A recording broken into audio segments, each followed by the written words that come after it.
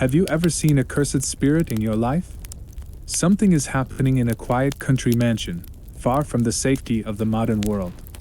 When a young governess accepts a job caring for 2 orphan children at Blyme Manor, she expects isolation and responsibility, but not terror.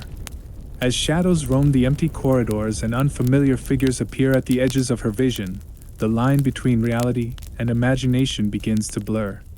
In The Turn of the Screw, Henry James creates an unforgettable psychological mystery that forces us to ask a disturbing question. Are the children truly in danger, or is the governess the greatest threat? Don't forget to like the video and subscribe to the channel. If you're ready, let's begin. Oh, she let me know as soon as, round the corner of the house, she loomed again into view. What in the name of goodness is the matter? She was now flushed and out of breath. I said nothing till she came quite near. With me? I must have made a wonderful face. Do I show it? You're as white as a sheet. You look awful. I considered I could meet on this, without scruple, any innocence. My need to respect the bloom of Mrs.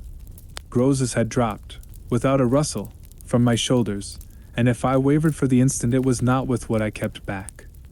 I put out my hand to her and she took it. I held her hard a little, liking to feel her close to me. There was a kind of support in the shy heave of her surprise. You came for me for church, of course, but I can't go. Has anything happened? Yes. You must know now. Did I look very queer? Through this window? Dreadful. Well, I said, I've been frightened. Mrs. Grose's eyes expressed plainly that she had no wish to be, yet also that she knew too well her place not to be ready to share with me any marked inconvenience. Oh, it was quite settled that she must share. Just what you saw from the dining room a minute ago was the effect of that. What I saw just before was much worse. Her hand tightened. What was it? An extraordinary man. Looking in. What extraordinary man? I haven't the least idea. Mrs. Grose gazed round us in vain. Then where is he gone? I know still less. Have you seen him before? Yes, once. On the old tower. She could only look at me harder. Do you mean he's a stranger? Oh, very much. Yet you didn't tell me? No, for reasons. But now that you've guessed. Mrs. Grose's round eyes encountered this charge. I haven't guessed, she said very simply. How can I if you don't imagine? I don't in the very least. You've seen him nowhere but on the tower? And on this spot just now. Mrs. Grose looked round again. What was he doing on the tower? Only standing there. And looking down at me. She thought a minute. Was he a gentleman? I found I had no need to think. No. She gazed in deeper wonder. No.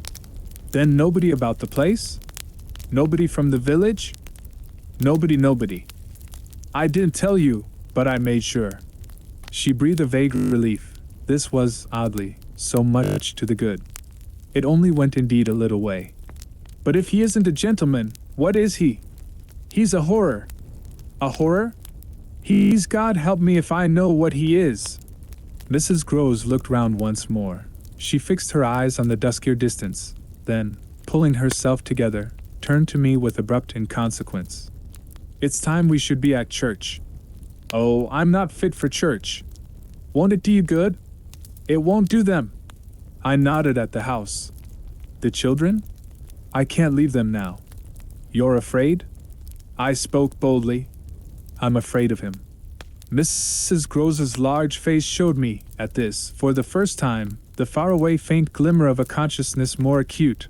I somehow made out in it the delayed dawn of an idea I myself had not given her. And that was as yet quite obscure to me. It comes back to me that I thought instantly of this as something I could get from her, and I felt it to be connected with the desire she presently showed to know more. When was it on the tower? About the middle of the month. At this same hour. Almost at dark, said Mrs. Grose. Oh, no, not nearly. I saw him as I see you. Then how did he get in? And how did he get out? I laughed. I had no opportunity to ask him.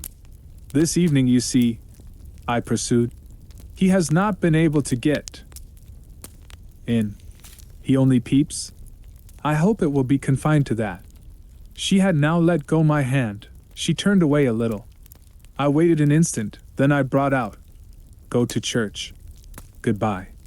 I must watch. Slowly she faced me again.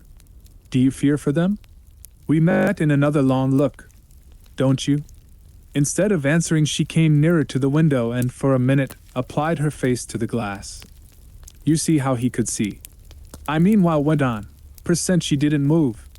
How long was he here? Till I came out? I came to meet him. Mrs. Groves at last turned round, and there was still more in her face. I couldn't have come out. Neither could I. I laughed again. But I did come. I have my duty. So have I mine, she replied, after which she added, what is he like? I've been dying to tell you. But he's like nobody. Nobody? She echoed. He has no hat. Then seeing in her face that she already, in this, with a deeper dismay, found a touch of picture, I quickly added, stroke to stroke. He has red hair, very red, close curling, and a pale face, long in shape, with straight, good features and little, rather queer whiskers that are as red as his hair. His eyebrows are somehow darker. They look particularly arched and as if they might move a good deal.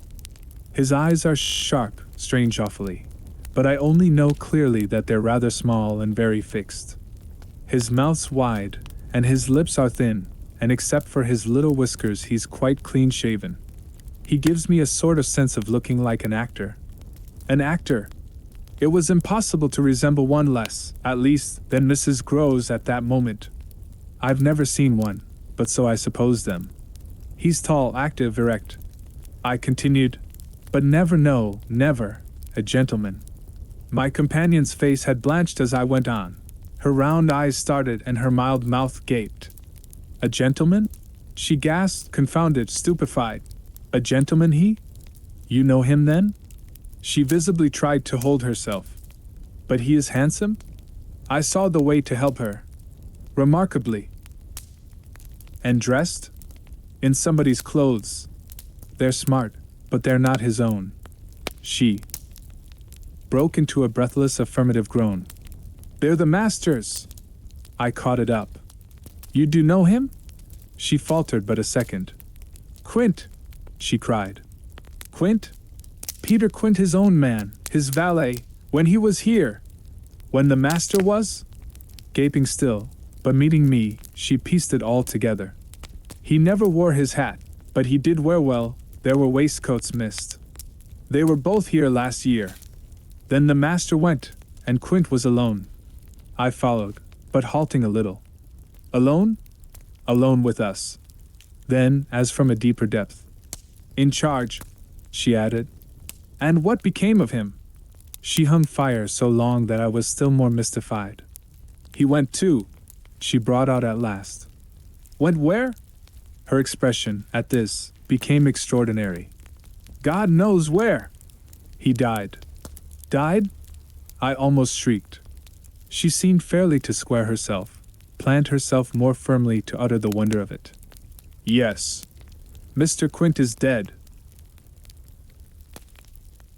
It took, of course, more than that particular passage to place us together in presence of what we had now to live with, as we could my dreadful liability to impressions of the order so vividly exemplified, and my companion's knowledge, henceforth a knowledge half consternation and half compassion of that liability. There had been, this evening, after the revelation left me, for an hour, so prostrate there had been, for either of us, no attendance on any service but a little service of tears and vows, of prayers and promises, a climax to the series of mutual challenges and pledges that had straightway ensued on our retreating together to the schoolroom and shutting ourselves up there to have everything out. The result of our having everything out was simply to reduce our situation to the last rigor of its elements. She herself had seen nothing, not the shadow of a shadow, and nobody in the house but the governess was in the governess's plight. Yet she accepted without directly impugning my sanity the truth as I gave it to her, and ended by showing me, on this ground, an awe-stricken tenderness, an expression of the sense of my more than questionable privilege, of which the very breath has remained with me as that of the sweetest of human charities. What was settled between us, accordingly, that night, was that we thought we might bear things together, and I was not even sure that, in spite of her exemption, it was she who had the best of the burden. I knew at this hour, I think, as well as I knew later, what I was capable of meeting to shelter my pupils, but it took me some time to be wholly sure of what my honest ally was prepared for to keep terms with so compromising a contract. I was queer company enough, quite as queer as the company I received. But as I trace over what we went through, I see how much common ground we must have found in the one idea that, by good fortune, could steady us. It was the idea, the second movement, that led me straight out, as I may say, of the inner chamber of my dread. I could take the air in the court, at least, and there Mrs. Groves could join me. Perfectly can I recall now the particular way strength came to me before we separated for the night. We had gone over and over every feature of what I had seen. He was looking for someone else, you say, someone who was not you. He was looking for little Miles. A portentous clearness now possessed me. That's whom he was looking for. But how do you know? I know. My exultation grew. And you know, my dear. She didn't deny this, but I felt, not even so much telling as that. She resumed in a moment, at any rate. What if he should see him? Little Miles? That's what he wants. She looked immensely scared again. The child? Heaven forbid! The man. He wants to appear to them. That he might was an awful conception, and yet, somehow, I could keep it at bay, which, moreover, as we lingered there, was what I succeeded in practically proving. I had an absolute certainty that I should see again what I had already seen, but something within me said that by offering myself bravely as the sole subject of such experience, by accepting, by inviting, by surmounting it all, I should serve as an expiatory victim and guard the tranquility of my companions. The children, in especial, I should thus fence about and absolutely save. I recall one of the last things I said that night to Mrs. Groves. It does strike me that my pupils have never mentioned. She looked at me hard as I musingly pulled up. His having been here and the time they were with him? The time they were with him, and his name, his presence, his history in any way. Oh, the little lady doesn't remember. She never heard or knew. The circumstances of his death? I thought with some intensity. Perhaps not. But Miles would remember, Miles would know. Ah, don't try him, broke from Mrs. Groves. I returned her the look she had given me. Don't be afraid. I continued to think. It is rather odd. That he has never spoken of him? Never by the least allusion. And you tell me they were great friends? Oh, it wasn't him, Mrs. Groves with emphasis declared. It was Quint's own fancy. To play with him, I mean to spoil him. She paused a moment, then she added. Quint was much too free. This gave me, straight from my vision of his face, such a face, a sudden sickness of disgust. Too free with my boy. Too free with everyone. I forbore, for the moment, to analyze this description further than by the reflection that a part of it applied to several of the members of the household, of the half-dozen maids and men who were still of our small colony. But there was everything, for our apprehension, in the lucky fact that no discomfortable legend, no perturbation of scullions, had ever, within anyone's memory, attached to the kind old place. It had neither bad name nor ill fame, and Mrs. Groves, most apparently, only desired to cling to me and to quake in silence. I even put her, the very last thing of all, to the test. It was when, at midnight, she had her hand on the schoolroom door to take leave. I have it from you then, for it's of great importance, that he was definitely and admittedly bad? Oh, not admittedly. I knew it, but the master didn't. And you never told him? Well, he didn't like tale-bearing, he hated complaints. He was terribly short with anything of that kind, and if people were all right to him, he wouldn't be bothered with more? This squared well enough with my impressions of him. He was not a trouble-loving gentleman, nor so very particular. Perhaps about some of the company he kept. All the same, I pressed my interlocutress. I promise you I would have told. She felt my discrimination. I dare say I was wrong. But really, I was afraid. Afraid of what? Of things that man could do. Quint was so clever, he was so deep. I took this and still more than, probably, I showed. You weren't afraid of anything else? Not of his effect? His effect? She repeated with a face of anguish and waiting while I faltered. On innocent little precious lives. They were in your charge. No, they were not in mine, she roundly and distressfully returned. The master believed in him and placed him here because he was supposed not to be well and the country air so good for him. So he had everything to say. Yes, she let me have it. Even about them. Them that creature? I had to smother a kind of howl. And you could bear it? No. I couldn't, and I can now. And the poor woman burst into tears. A rigid control from the next day was, as I have said, to follow them. Yet how often and how passionately, for a week, we came back together to the subject. Much as we had discussed it that Sunday night, I was, in the immediate later hours, and especial for it may be imagined whether I slept still, haunted with the shadow of something she had not told me. I myself had kept back nothing, but there was a word Mrs. Groves had kept back. I was sure, moreover, by morning, that this was not from a failure of frankness, but because on every side there were fears. It seems to me indeed, in retrospect, that by the time the morrow's sun was high I had restlessly read into the fact before us almost all the meaning they were to receive from subsequent and more cruel occurrences. What they gave me above all was just the sinister figure of the living man the dead one would keep a while, and of the months he had continuously passed at Bly, which, added up, made a formidable stretch. The limit of this evil time had arrived only when, on the dawn of a winter's morning, Peter Quint was found, by a laborer going to early work, stone dead on the road from the village, a catastrophe explained superficially at least by a visible wound to his head, such a wound as might have been produced and as, on the final evidence, had been by a fatal slip, in the dark and after leaving the public house. On the steepish icy slope, a wrong path altogether, at the bottom of which he lay. The icy slope, the turn mistaken at night and in liquor, accounted for much practically, in the end and after the inquest. And boundless chatter, for everything. But there had been matters in his life, strange passages and perils, secret disorders, vices more than suspected that would have accounted for a good deal more. I scarce know how to put my story into words that shall be a credible picture of my state of mind. But I was in these days literally able to find a joy in the extraordinary flight of heroism the occasion demanded of me. I now saw that I had been asked for a service admirable and difficult, and there would be a greatness in letting it be seen, in the right quarter, that I could succeed where many another girl might have failed. It was an immense help to me. I confess I rather applaud myself as I look back, that I saw my service so strongly and so simply.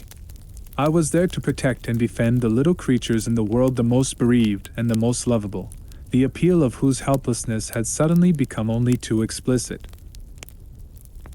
A deep, constant ache of one's own committed heart. We were cut off, really, together. We were united in our danger. They had nothing but me, and I had them. It was in short a magnificent chance.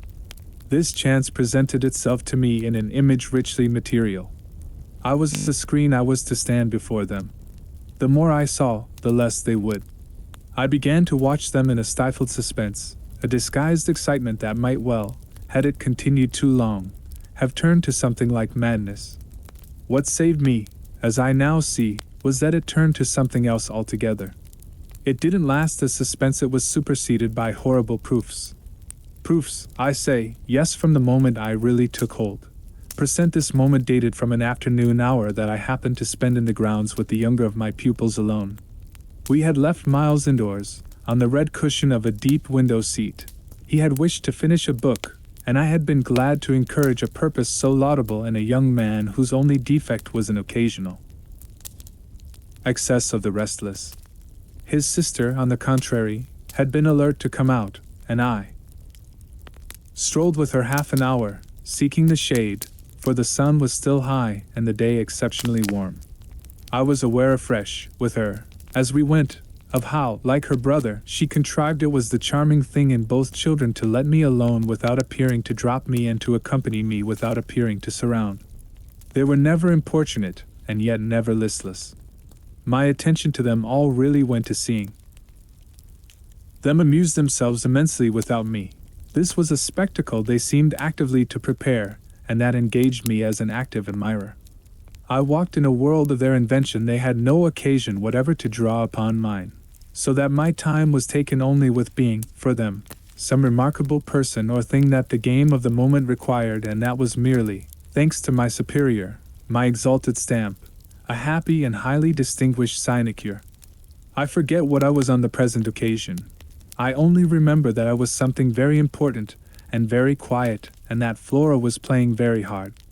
We were on the edge of the lake, and, as we had lately begun geography, the lake was the Sea of Azov. Suddenly, in these circumstances, I became aware that, on the other side of the Sea of Azov, we had an interested spectator. The way this knowledge gathered in me was the strangest thing in the world, the strangest, that is, except the very much stranger in which it quickly merged itself. I had sat down with a piece of work, for I was something or other that could sit on the old stone bench which overlooked the pond, and in this position I began to take in with certitude, and yet without direct vision, the presence, at a distance, of a third person. The old trees, the thick shrubbery, made a great and pleasant shade, but it was all suffused with the brightness of the hot, still hour. There was no ambiguity in anything, none whatever, at least, in the conviction I from one moment to another found myself forming as to what I should see straight before me and across the lake as a consequence of raising my eyes. They were attached at this juncture to the stitching in which I was engaged, and I can feel once more the spasm of my effort not to move them till I should so have steadied myself as to be able to make up my mind what to do.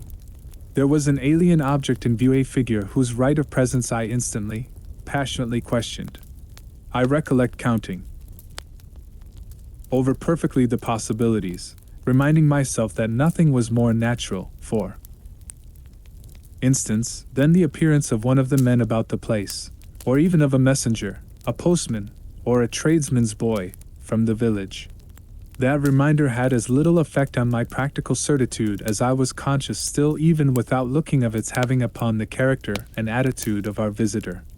Nothing was more natural than that these things should be the other things that they absolutely were not. Of the positive identity of the apparition I would assure myself as soon as the small clock of my courage should have ticked out the right second. Meanwhile, with an effort that was already sharp enough, I transferred my eyes straight to little Flora, who, at the moment, was about 10 yards away. My heart had stood still for an instant with the wonder and terror of the question whether she too would see, and I held my breath while I waited for what a cry from her, what some sudden innocent sign either of interest or of alarm, would tell me. I waited, but nothing came. Then, in the first place, and there is something more dire in this, I feel, than in anything I have to relate, I was determined by a sense that, within a minute, all sounds from her had previously dropped, and in the second, by the circumstance that, also within the minute, she had, in her play, turned her back to the water. This was her attitude when I at last looked at her, looked with the confirmed conviction that we were still, together, under direct personal notice. She had picked up a small flat piece of wood, which happened to have in it a little hole that had evidently suggested to her the idea of sticking in another fragment that might figure as a mast and make the thing a boat. This second morsel, as I watched her, she was very markedly and intently attempting to tighten in its place. My apprehension of what she was doing sustained me so that after some seconds I felt I was ready for more. Then I again shifted my eyes. I faced what I had to face. I got hold of Mrs. Groves as soon after this as I could, and I can give no intelligible account of how I fought out the interval. Yet I still hear myself cry as I fairly threw myself into her arms. They know it's too monstrous. They know. And what on earth? I felt her incredulity as she held me. Why, all that we know, and heaven knows what else besides. Then, as she released me, I made it out to her, made it out perhaps only now with full coherency even to myself. 2 hours ago, in the garden, I could scarce articulate. Flora saw. Mrs. Groves took it as she might have taken a blow in the stomach. She has told you, she panted. Not a word, that's the horror. She kept it to herself. The child of 8, that child. Unutterable still, for me, was the stupefaction of it. Mrs. Groves, of course, could only gape the wider. Then how do you know? I was there, I saw with my eyes, saw that she was perfectly aware. Do you mean aware of him? No, of her. I was conscious as I spoke that I looked prodigious things, for I got the slow reflection of them in my companion's face. Another person, this time, but a figure of quite as unmistakable horror and evil, a woman in black, pale and dreadful, with such an air also, and such a face, on the other side of the lake. I was there with the child quiet for the hour, and in the midst of it she came. Came how, from where? From where they come from. She just appeared and stood there, but not so near. And without coming nearer? Oh, for the effect and the feeling, she might have been as close as you. My friend, with an odd impulse, fell back a step. Was she someone you've never seen? Yes. But someone the child has. Someone you have. Then, to show how I had thought it all out.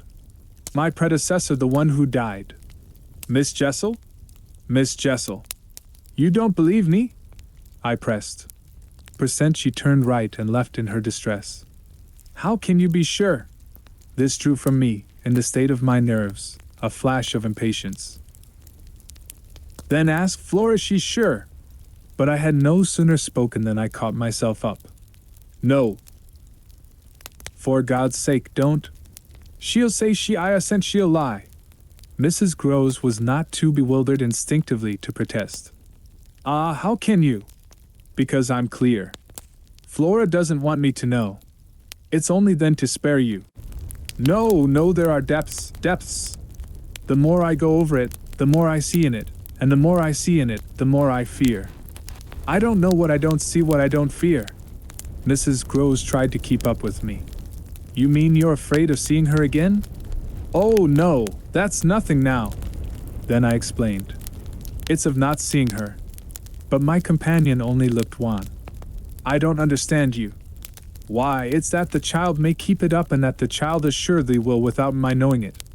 At the image of this possibility, Mrs. Groves for a moment collapsed, yet presently to pull herself together again, as if from the positive force of the sense of what, should we yield an inch, there would really be to give way to. Dear, we must keep our heads. And after all, if she doesn't mind it. She even tried a grim joke. Perhaps she likes it. Like such things, a scrap of an infant. Isn't it just a proof of her blessed innocence? My friend bravely inquired. She brought me, for the instant, almost round. Oh, we must clutch at that, we must cling to it. If it isn't a proof of what you say, it's a proof of God knows what. For the woman's a horror of horrors. Mrs. Groves, at this, fixed her eyes a minute on the ground, then at last raising them. Tell me how you know, she said. Then you admit. It's what she was, I cried. Tell me how you know. My friend simply repeated. No, by seeing her. By the way she looked. At you, do you mean so wickedly? Dear me, no, I could have borne that. She gave me never a glance. She only fixed the child. Mrs. Groves tried to see it. Fixed her? Ah, with such awful eyes. She stared at mine as if they might really have resembled them. Do you mean of dislike? God help us, no. Of something much worse. Worse than dislike? This left her indeed at a loss. With a determination indescribable. With a kind of fury of intention. I made her turn pale. Intention? To get hold of her. Mrs. Groves, her eyes just lingering on mine, gave a shudder and walked to the window, and while she stood there looking out, I completed my statement. That's what Flora knows. After a little she turned round. The person was in black, you say? In mourning, rather poor, almost shabby. But yes, with extraordinary beauty. I now recognized to what I had at last, stroke by stroke, brought the victim of my confidence, for she quite visibly weighed this. Oh, handsome, very, very, I insisted. Wonderfully handsome. But infamous. She slowly came back to me. Miss Jessel was infamous. She once more took my hand in both her own, holding it as tight as if to fortify me against the increase of alarm I might draw from this disclosure. They were both infamous, she finally said. Percent so, for a little, we faced it once more together, and I found absolutely a degree of help in seeing it now so straight. I appreciate, I said, the great decency of your not having hitherto spoken, but the time has certainly come to give me the whole thing. She appeared to assent to this, but still only in silence, seeing which I went on. I must have it now. Of what did she die? Come, there was something between them. There was everything. In spite of the difference? Oh, of their rank, their condition. She brought it woefully out. She was a lady. I turned it over. I again saw. Yes, she was a lady.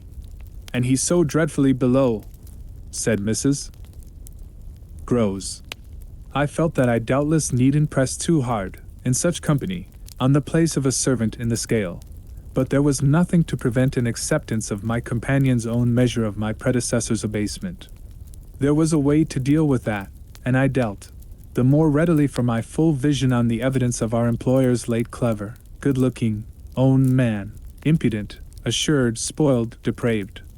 The fellow was a hound. Mrs. Groves considered as if it were perhaps a little a case for a sense of shades. I've never seen one like him. He did what he wished. With her? With them all. It was as if now in my friend's own eyes Miss Jessel had again appeared. I seemed at any rate, for an instant, to see their evocation of her as distinctly as I had seen her by the pond, and I brought out with decision. It must have been also what she wished. Mrs. Groves's face signified that it had been indeed, but she said at the same time, poor woman, she paid for it. Then you do know what she died of? I asked. No, I know nothing. I wanted not to know. I was glad enough I didn't, and I thanked heaven she was well out of this.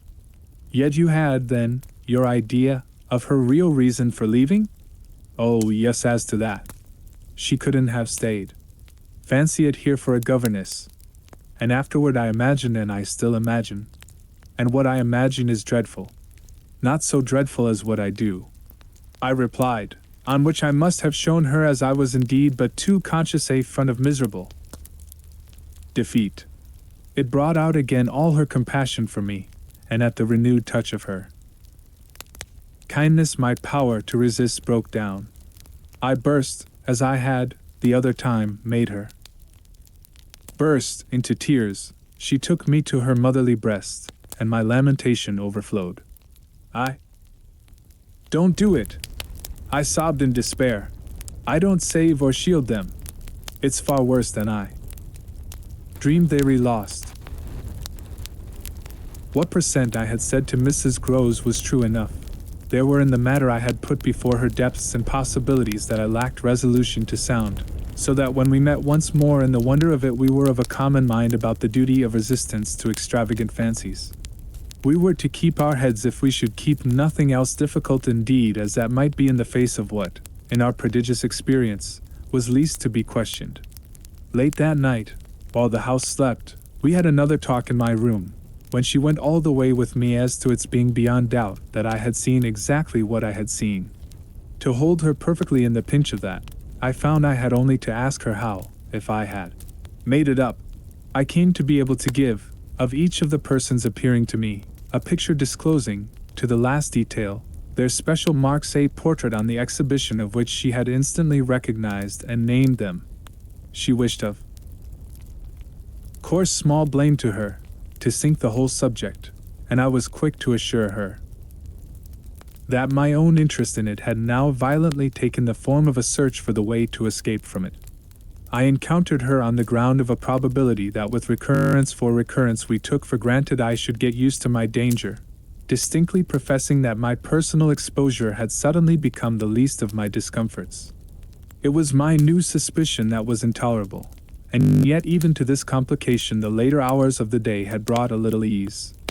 On leaving her, after my first outbreak, I had of course returned to my pupils, associating the right remedy for my dismay with that sense of their charm which I had already found to be a thing I could positively cultivate, and which had never failed me yet.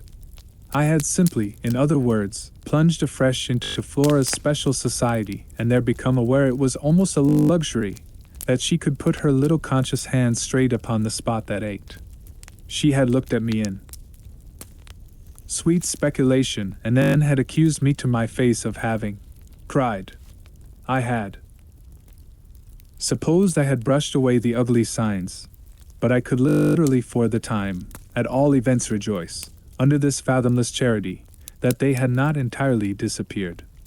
To gaze into the depths of blue of the child's eyes and pronounce their loveliness a trick of premature cunning was to be guilty of a cynicism and preference to which I naturally preferred to abjure my judgment, and, so far as might be, my agitation. I couldn't abjure for merely wanting to, but I could repeat to Mrs. Groves as I did there, over and over, in the small hours that with their voices in the air, their pressure on one's heart, and their fragrant faces against one's cheek, everything fell to the ground but their incapacity and their beauty. It was a pity that, somehow, to settle this once for all, I had equally to re-enumerate the signs of subtlety that, in the afternoon, by the lake had made a miracle of my show of self-possession. It was a pity to be obliged to reinvestigate the certitude of the moment itself and repeat how it had come to me as a revelation that the inconceivable communion I then surprised was a matter, for either party, of habit.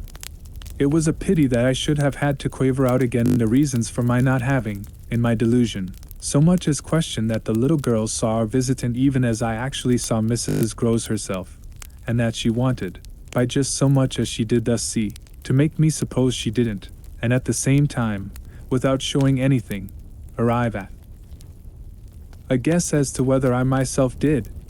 It was a pity that I needed once more to describe the portentous little activity by which she sought to divert my attention, the perceptible increase of movement, the greater intensity of play, the singing, the gabbling of nonsense, and the invitation to romp.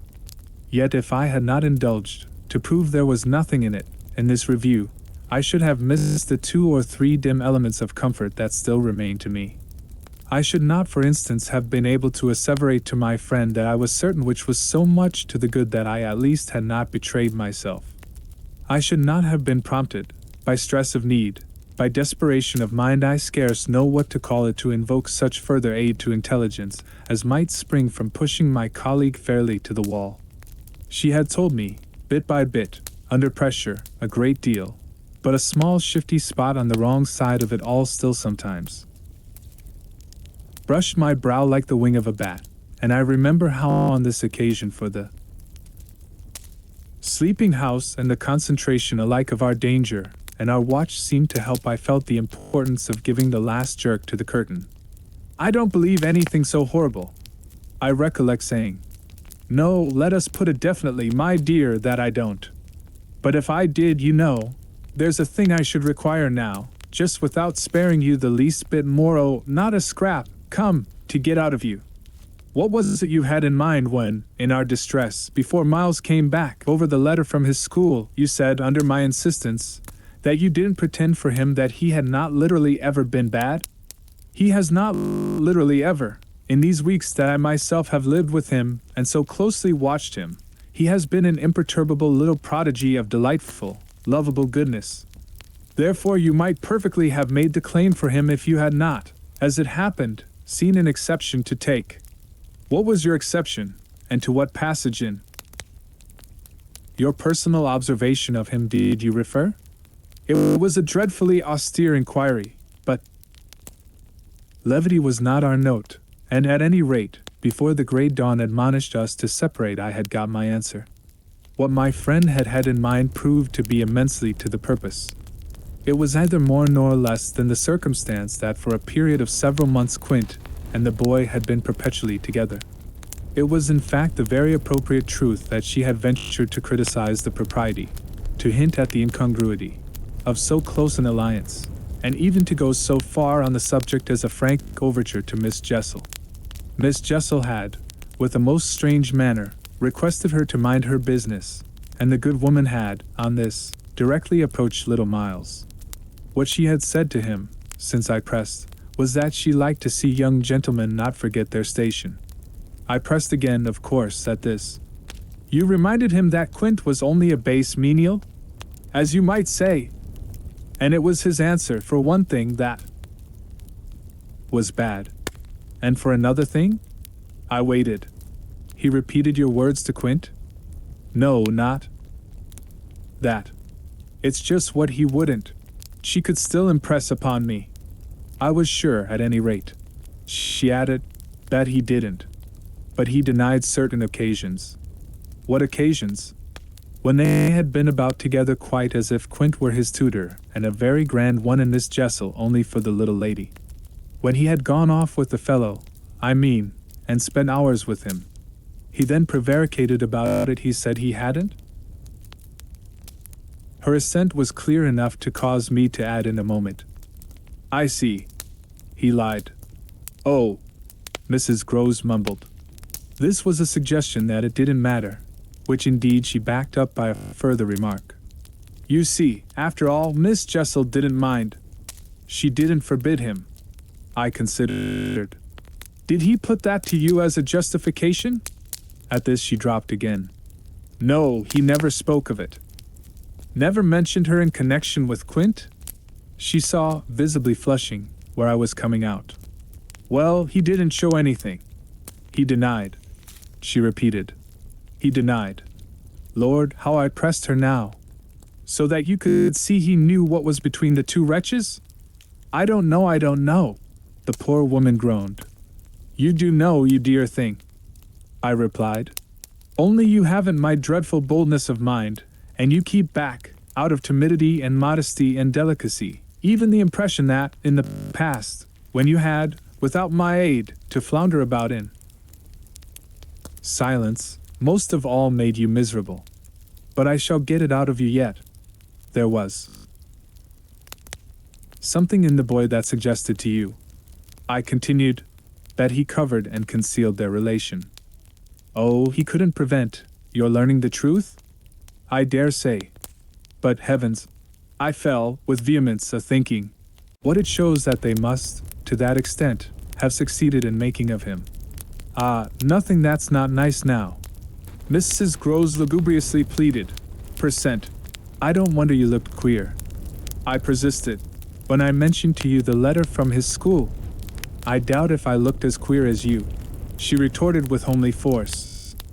"And if he was so bad then as that comes to, how is he such an angel now?"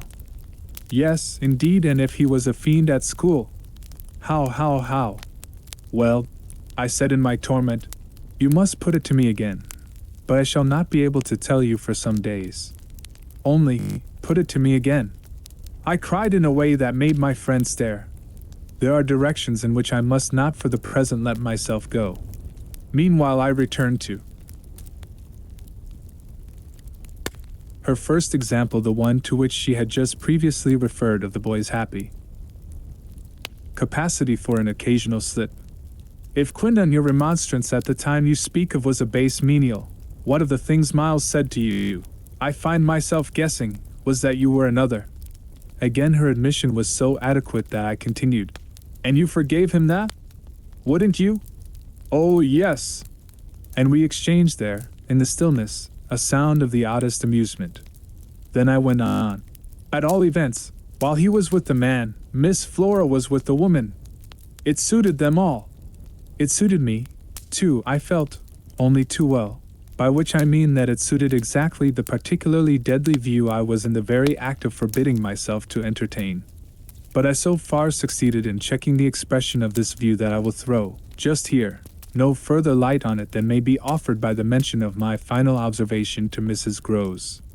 His having lied and been impudent are, I confess, less engaging specimens than I had hoped to have from you of the outbreak in him of the little natural man. Still, I mused, they must do, for they make me feel more than ever that I must watch. It made me blush, the next minute, to see in my friend's face how much more unreservedly she had forgiven him than her anecdote struck me as presenting to my own tenderness an occasion for doing. This came out when, at the schoolroom door, she quitted me. Surely you don't accuse him of carrying on an intercourse that he conceals from me? Ah, remember that until further evidence, I now accuse nobody. Then, before shutting her out to go by another passage to her own place, I must just wait. I wound up.